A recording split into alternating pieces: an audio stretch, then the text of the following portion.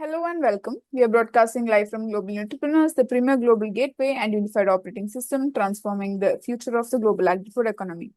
Today, the global food system stands at a critical crossroads. While the demand for functional health, wellness, and nutritional security is expanding exponentially, early-stage innovators face massive roadblocks, fragmented supply chains, opaque cross-border regulations, and staggering volume of unvetted noise that isolates brilliant founders from institutional capital.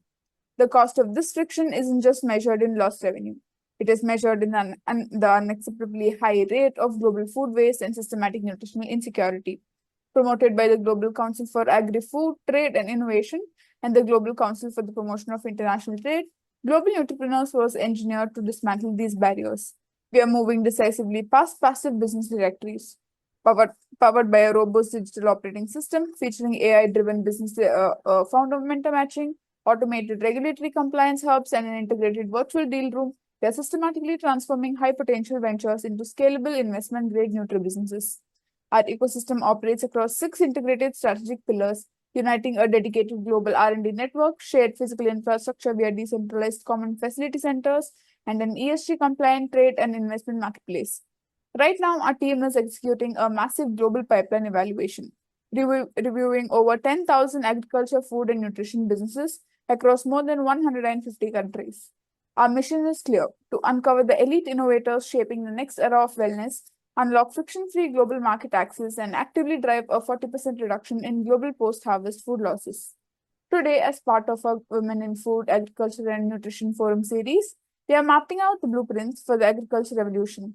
Joining us is a leader whose work sits at the very frontier of this transformation.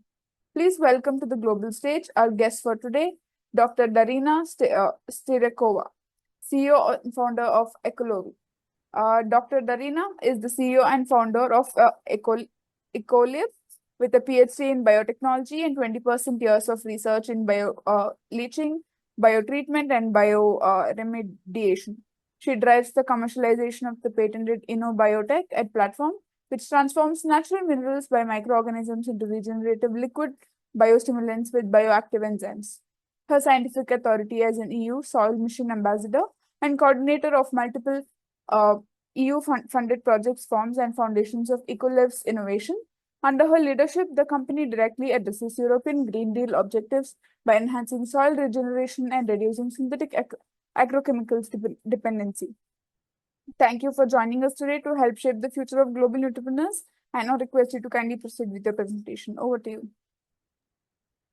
Thank you very much, and pleasure to be here. And I would like to introduce you something just amazing, what the nature can do and what plants actually forget to do, but we can learn them to do it again, as well as we can regenerate the soil and soil microbial functions, which are very important for sustainability in agriculture. So to explain everything from beginning, you need to imagine how plants were able to feed themselves before all agrochemicals existed. So plants were actually taking nutrients from the natural minerals in the soil, but microorganisms had to make it available for the plants, kind of digest them. Only in this way, plants are able to take the nutrients from the soil and from the natural minerals.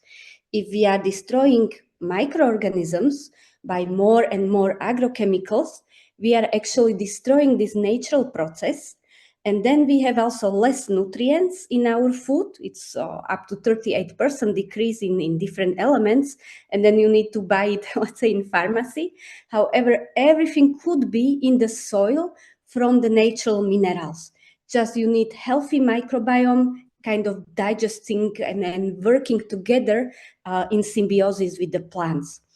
And that's how actually our technology works. So we are taking different natural minerals and we make them liquid by microorganisms. So we kind of digest them into the plant available form. And we are taking different minerals like diatomite, silica sand, feldspar, whatever which contain elements we want, like also high iron, manganese, but also very important silica. And we are using very, very good microorganisms, which also can do a lot of functions. But the most important one, that these microorganisms are for us producing, without volume limitation, a lot of different bioactive enzymes like exopolysaccharides, phytohormones, alcohols, sugars, proteins, vitamins, amino, different organic acids. So it's just amazing, and every single molecule can do amazing things in the plants, like more than 13 different functions, and I will show you on the real examples. But first, I will just mention a few examples from scientific literature. For example, this silicium, which I mentioned. If we make silicate minerals liquid, we turn them into monosilicic acid, which is only one plant available form, and it can do all these things with the plants. So it's amazing, just one single mineral, what all can do. Then phytohormones, I mentioned. Here is a list of all the phytohormones naturally produced. And again, they can do a lot of things with the plants, like auxins on the growth, gibberellins on the size of the fruits, on the grains, cytokinins on longer development, slow aging, also in the drought, abscisic acid, ethylene. And these all things, including yasmonates and phenolic compounds, can additionally do, again, all these things to the plants. So it's just amazing. And if we take just this one salicylic acid, what all it can do. Also activating systemic resistances in the plants. And this is actually mechanism inside the plant. I don't want to be too scientific, but it can actually stimulate plant in the way that it will start to produce own antimicrobial proteins and peptides. And by this, it actually from inside can protect itself. It's not pesticides, it's actually indirect effect. So we learn the plant how it can protect itself.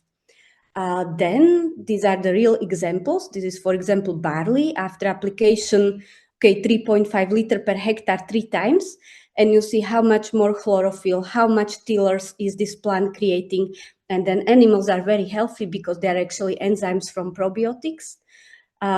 We are sharing always a lot of videos, visiting the farmers. They are showing us the results. So I mentioned cytokinins on the size of the grains.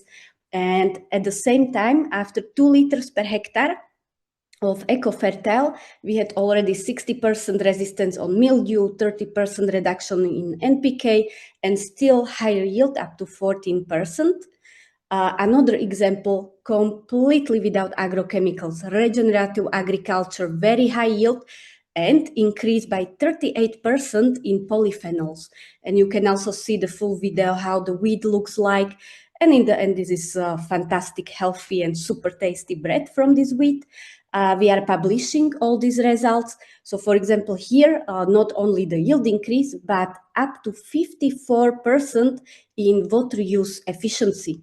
Then all the data on the chlorophyll in control, inorganic fertilization and different concentrations. So we have higher chlorophyll than with inorganic fertilization. And in the end, if you are checking the grain yield, you see the results. So amazing. Another video, again, full replacement of agrochemicals, including even fungicides.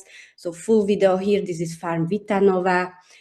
From Bulgaria, maize, you see the difference, drought resistance. Another videos, this is from this season. You see how many are here. So it's just amazing. This is regenerative agriculture in Smijani, and all the videos are always shared. So yeah, please follow us for all the experiences. This is another with one dose, 5 liter per hectare, already over 16% yield increase. And in Kenya, this is also published, 37 to 48% yield increase. So imagine what it can do with the world hunger. Another example in Nigeria, under cooperation with FAO and government, this company done large-scale trials on these different farms. And again, we had 50%, up to 50 on maize, 57 on rice, up to 55 on cowpea, up to 50 on millet. So just amazing results in the next country. This is beans, double yield, also full video there. KNUST University trials in Ghana for registration, approximately 300% yield increases on okra and cucumber. And also from the cocoa growing, they are very happy telling that it works like magic. And also yield increases. You will see also then we will share a lot of videos from these examples. In Niger, over 400% yield increase on peppers. Also on the grass, it's fantastic.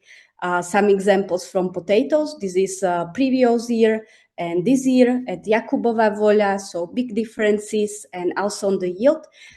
This is a farm in Zavod, and up to 37.6% yield increase here in this case. And also potatoes are then free of pathogens. So this is from Amrun Island, this farm, 3.5 liter per hectare and free of common scab disease, for example. And also you can regenerate potatoes after frost, after drought. So there are another examples. This is a farm near Shurani. Norzucker sharing the results on sugar beets. So we are increasing the yield, but also sugar content.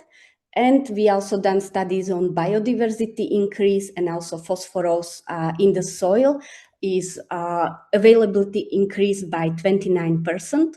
In tomatoes, you are increasing nutrient content, resistance to viruses.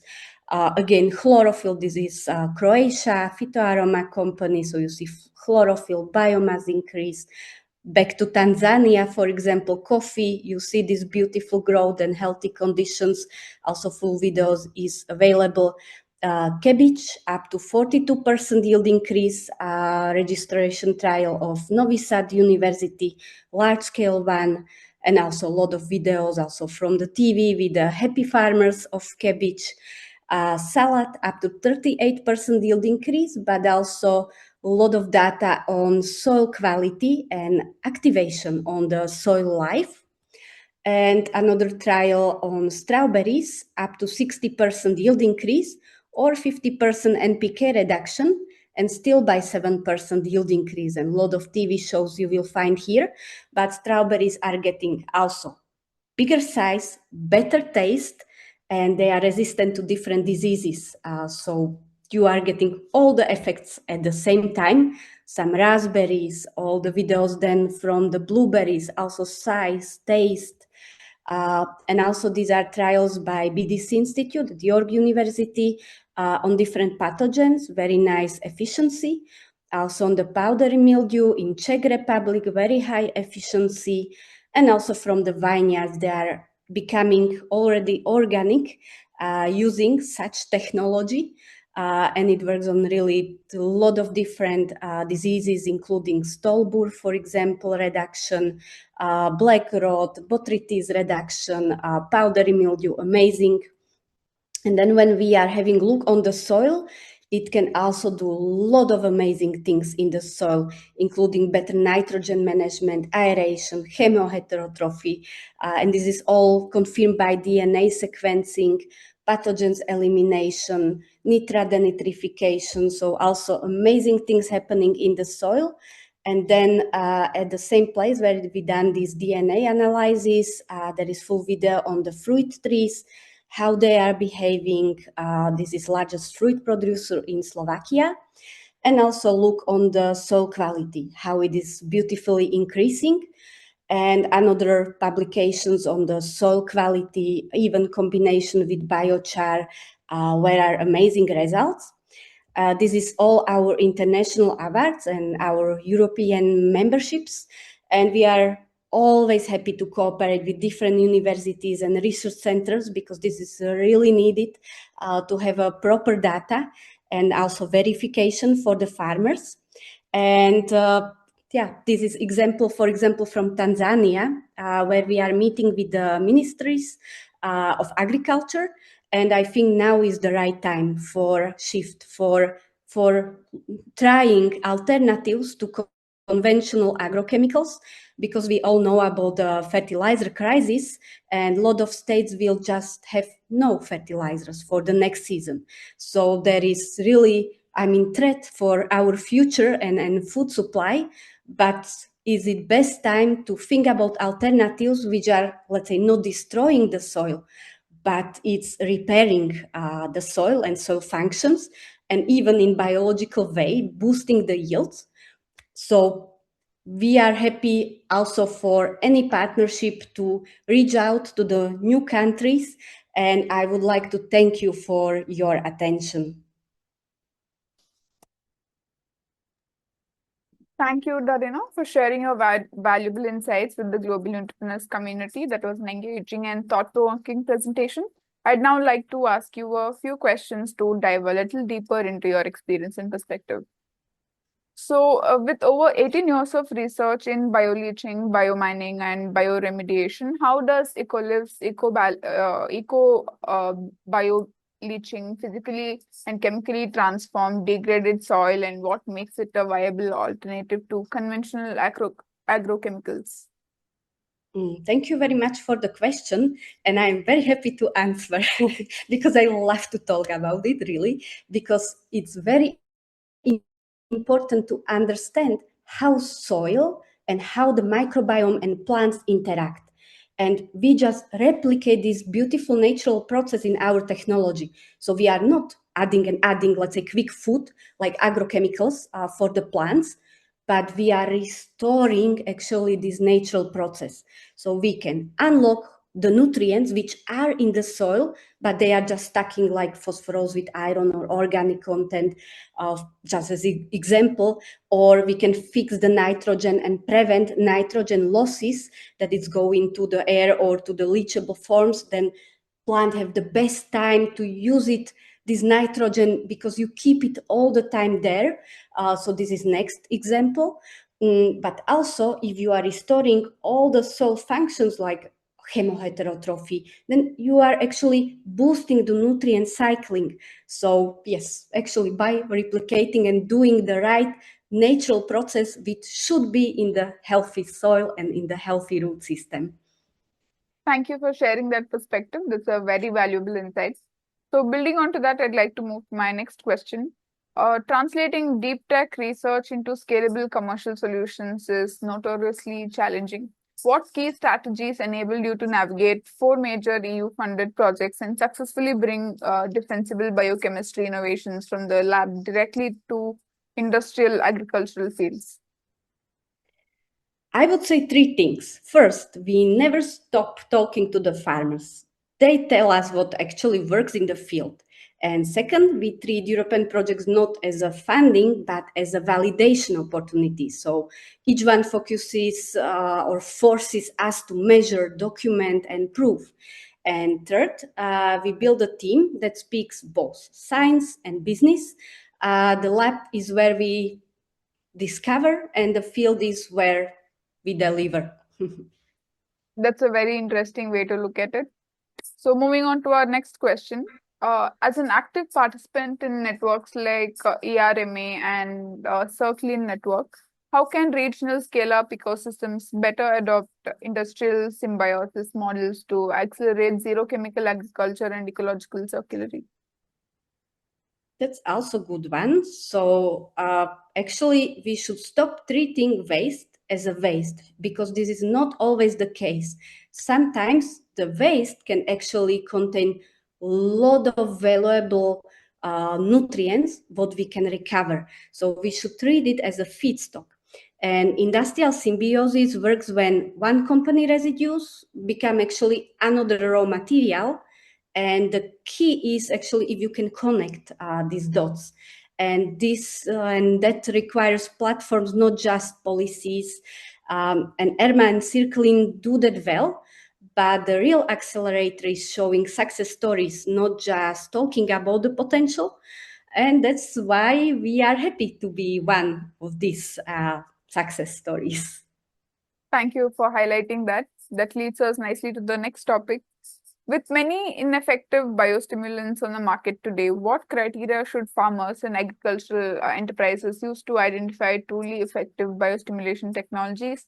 And how do you overcome farmer skepticism when switching from synthetic chemical fertilizers?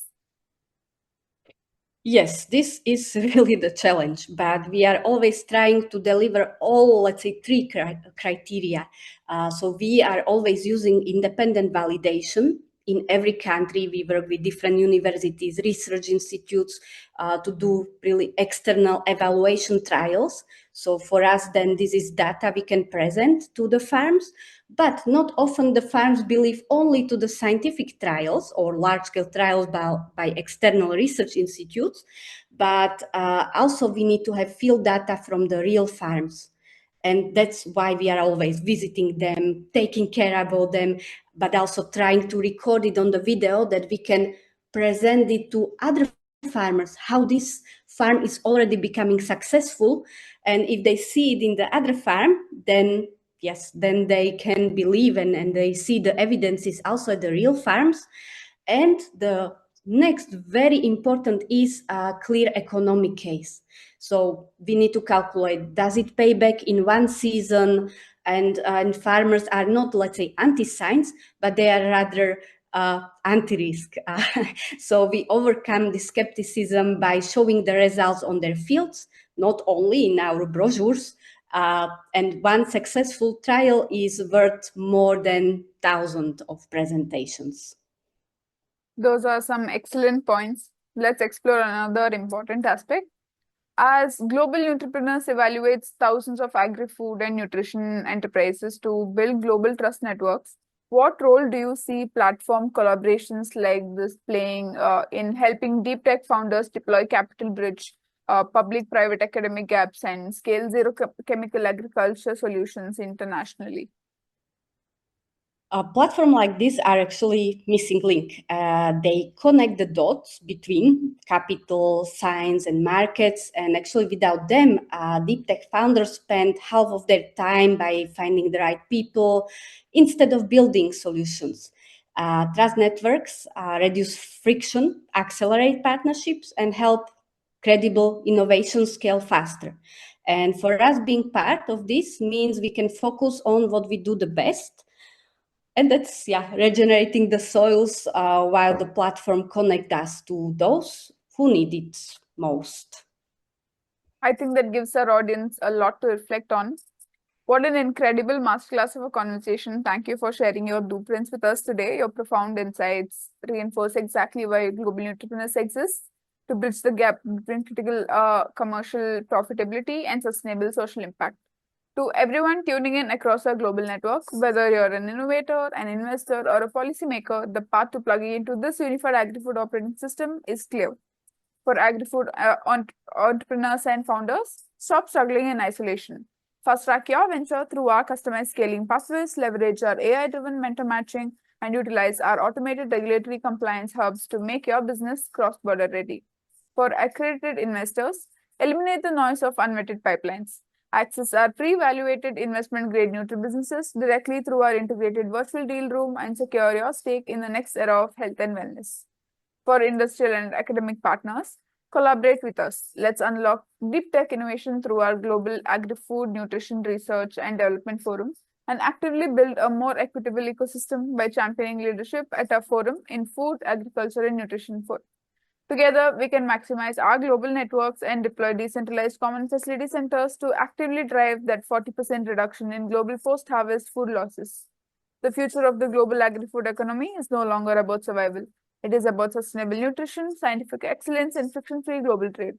Visit globalnutripreneurs.com to secure your application, verify your venture, and claim your place in the future of food innovation. Thank you for joining us on Global Nutripreneurs. Until next time, keep innovating, keep scaling, and build with impact. Thank you. Have a good day.